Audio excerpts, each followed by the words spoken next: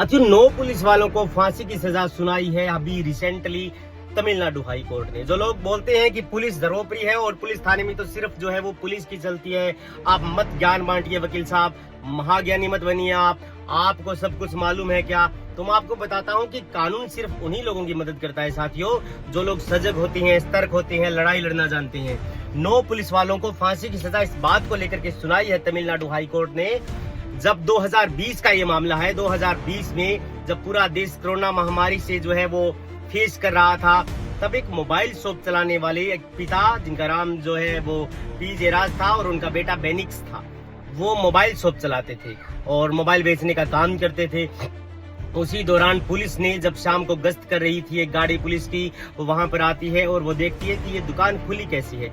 दरअसल क्या है कि उन्होंने अपनी दुकान लेट नाइट तक थोड़ी खुली रखी थी ताकि जो है वो उनकी सेल बढ़ सके। कोरोना महामारी में जो है वो पैसे की भी किल्लत थी। तो उसके बाद में पुलिस जो है वो उनको हिरासत में लेती है और पैराडेमिक एक्ट के तहत उनको गिरफ्तार करती है, उनको जेल में डाल देती है, अपने मतलब कटघरे में जो पुलिस का होता है वहां पर।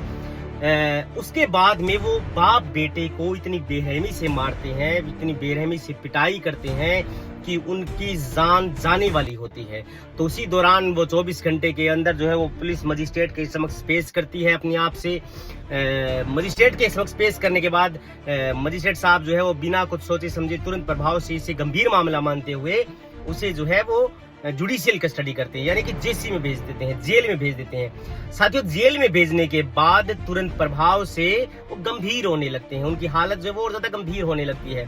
तो उनके बेटे को जो है वो भर्ती कराया जाता है पुलिस उसमें अस्पताल के अंदर। अस्पताल में भर्ती कराने के बाद कुछ ही समय बाद उसकी डेथ हो जाती है और कुछ ही समय बाद उसके पिता को फिर से अस्पताल में भर्ती कराया जाता है और भर्ती कराने के बाद उसके पिता भी जो है वो गंभीर हालत से जूझने के कारण प्राण छोड़ देते हैं।